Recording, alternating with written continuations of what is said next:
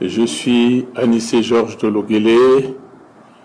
J'ai été ministre des Finances dans ce pays il y a 27 ans, Premier ministre il y a 25 ans, et pendant 9 ans, j'ai dirigé la Banque de développement des États de l'Afrique centrale.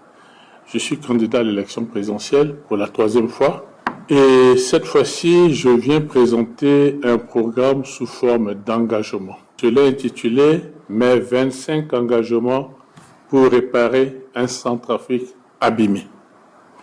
Il s'agit de quoi? Il s'agit de notre pays qui a été fragilisé par une série de crises depuis tellement d'années qu'il a perdu ses fondations. Non seulement ses fondations en tant qu'État, mais en tant que société. Tout a été détruit. Nos enfants, qui sont tous jeunes, ne savent plus d'où ils viennent, ni où ils vont. Et ça, c'est dangereux pour un peuple de ne pas savoir d'où il vient et où il va. Comme ils sont jeunes, ils n'ont vécu que des crises. Ils n'ont vécu que des situations négatives. Ils n'ont pas de repères. Ils ne savent pas comment le monde se passe ailleurs. Et ils pensent que la vie, c'est ce qu'on vit en Centrafrique. C'est-à-dire une administration aux ordres, une justice aux ordres, des forces armées politisées, de l'administration du territoire politisée. On demande aux gens absolument de prendre la carte d'un parti politique, alors qu'une administration doit être neutre. Une absence totale d'emploi, où quand on finit ses études, à part faire moto-taxi, il n'y a plus rien à faire. Des hôpitaux qui deviennent des mouroirs, des écoles où dès le bas âge, on est enseigné par des maîtres parents, on est 200 par terre, assis par terre, on n'apprend rien. Jusqu'à l'université, tout se monnaie. Donc, ils se sont habitués à ce pays et ils pensent que c'est ça un pays. Nous devons leur montrer que le pays que Dieu nous a donné est un bijou. Et c'est nous qui n'avons pas su l'utiliser à bon escient. Nous devons donc mettre tout le monde à contribution pour mettre ce bijou en valeur, en reconstruisant les fondements de la société, en reconstruisant une économie digne de ce nom.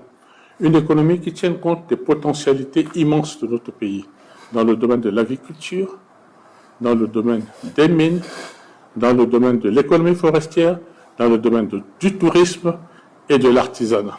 Et évidemment, de tous les métiers du secteur tertiaire. Alors, cela demandera beaucoup de travail. Et nous aurons besoin de tout le monde.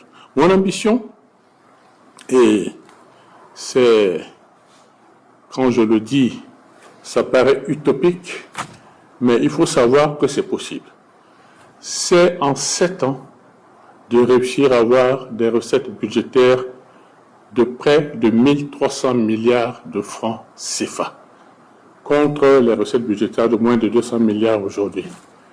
Quand on a exploité rationnellement ces ressources du sous-sol, quand on devient un pays exportateur des produits agricoles, quand on réussit à faire de l'industrie, vous verrez que c'est possible.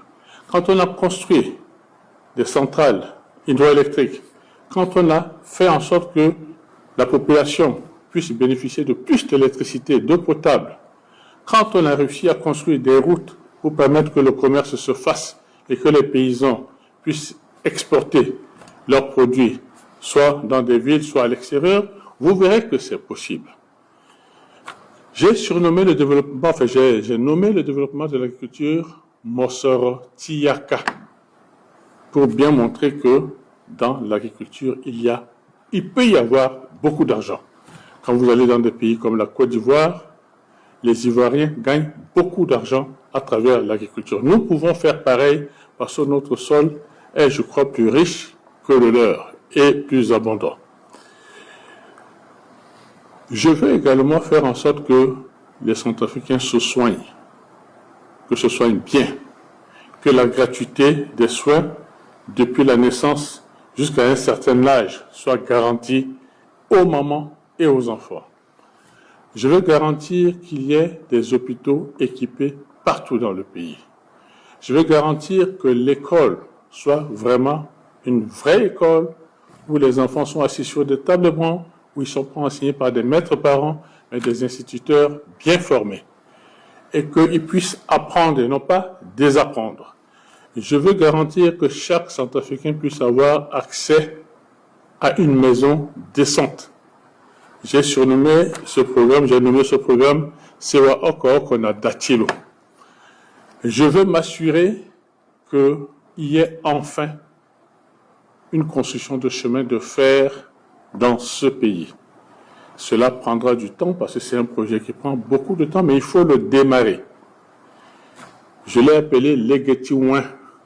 Donc il y a un certain nombre de projets dans cet engagement, ces 25 engagements, déclinés en 110 chantiers qui permettront à ce que tout le monde participe à la reconstruction de notre pays.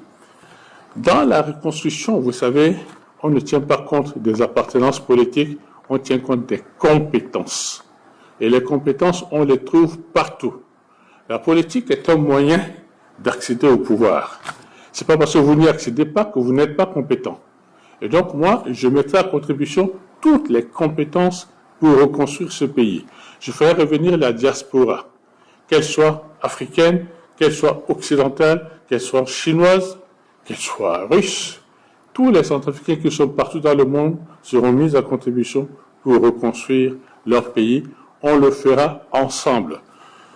Je veux que nous puissions faire le passage de témoins aux plus jeunes, c'est-à-dire construire les fondements d'un État pour permettre aux nouvelles générations de construire les murs, la toiture et peut-être dans quelques dizaines d'années d'aller vers l'émergence. Donc voilà, ce programme, il est ambitieux, mais il est réaliste et je m'engage avec détermination à le mettre en œuvre.